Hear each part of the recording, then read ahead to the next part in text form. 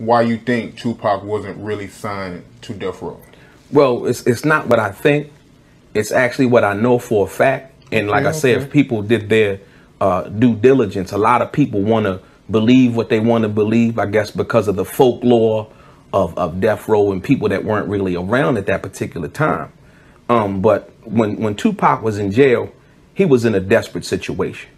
And like I said, he was signed with Interscope, if you remember.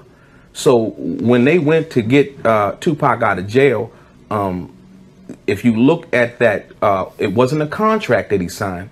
That was like a deal memorandum, if you will. And it was deal points as to what would be included in a contract had he signed with Death Row, and they actually wrote up a contract, and that was supposed to be in it, and that was the language in the agreement. But the first thing that he had signed was, it was a letter to Interscope, basically explaining that David Kenner and Suge Knight would be, respectively, Tupac's lawyer.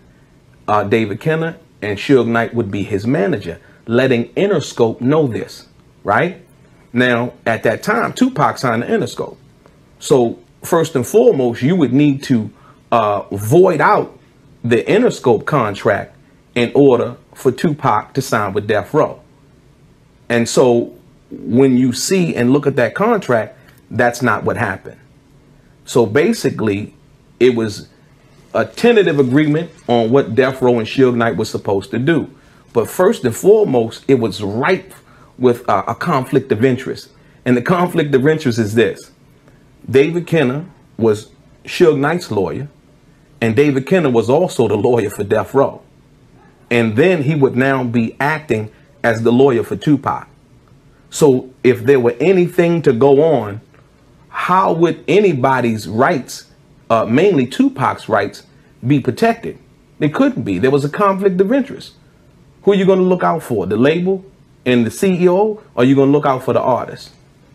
And so that in itself should let people know that Tupac really wasn't signed to Death Row, because under the legal ethics, David Kenner couldn't represent Tupac or be his lawyer.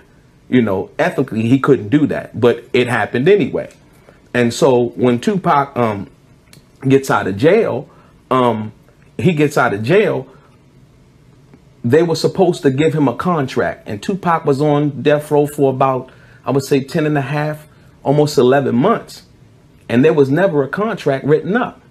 So now, when Tupac dies, right, when he gets killed, and his mother, Afeni, rest her soul, before they were trying to release the Machiavelli album. And them trying to release the Machiavelli album, Afeni actually put a cease and desist order, basically saying that they couldn't release the album. And so who comes up and steps up to the table? Because at this particular time, Suge is in jail for the thing that happened in Vegas. You know what I mean? For the violation. So he's in jail. Nobody from Death Row stepped up to go and remedy the situation as far as, you know, Tupac being signed to Death Row, because there was no contract. What could you do? There was no accounting. There was none of those things that normally would be in a contract where Tupac and his rights would be represented. So now, who steps up? Who steps up? I'm asking you. Do you know? No, I don't. Okay, Jimmy Iovine.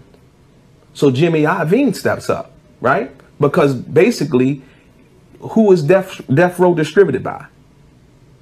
Interscope. Who's the parent company of Interscope? Warner Brothers, right? And contrary to most people's, or should I say the prevailing notion that was out there, Suge Knight never bailed Tupac out of jail. Suge Knight didn't bail Tupac out of jail. Let it be known. And the fact of the matter is the bail situation in itself had three components, right?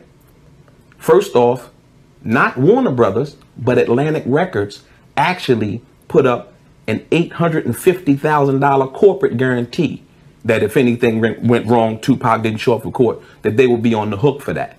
Number two, Interscope put up $250,000, right? And number three, the bail bondsman company that bailed Tupac out, they put up a bail bonds of $300,000.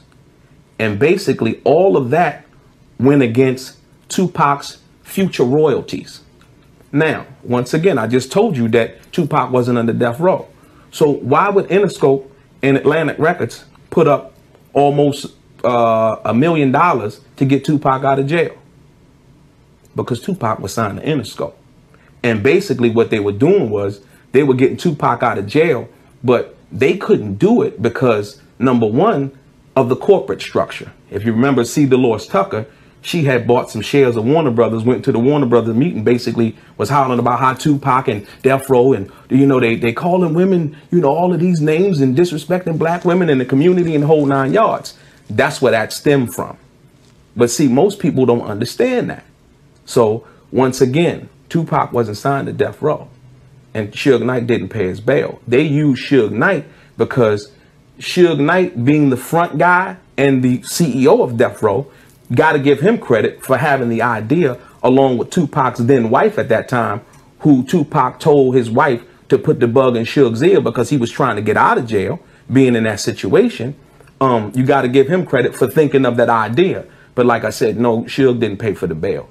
And these are facts. Like I said, once again, if people do their due diligence, they would know that.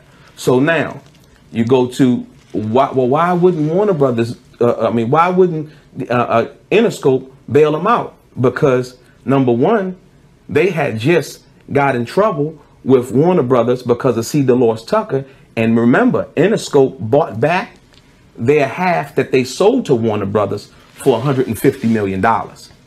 Warner Brothers had bought half, but when they started complaining, Warner Brothers sold the other half back to Interscope. Furthermore, Warner Brothers had gave Death Row a publishing deal for $4 million. So even though that Warner Brothers didn't distribute Death Row records anymore, they still had a publishing deal. If you look on the back of All Eyes on Me, as well as any record that Death Row had put out that time, you'll see Warner Tamberlane Publishing.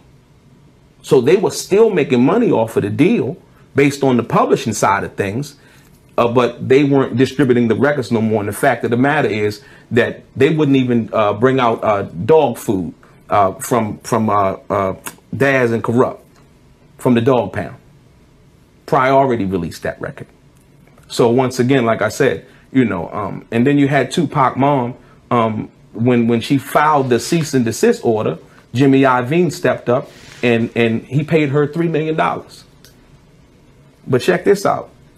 Afeni was so smart. What she did was she said, well, you give me $3 million. And now what comes to light is, oh, but we still had Tupac signed to our Interscope agreement. But Afeni was like, well, no, that's not what my son signed when he got out of prison. You know what I mean?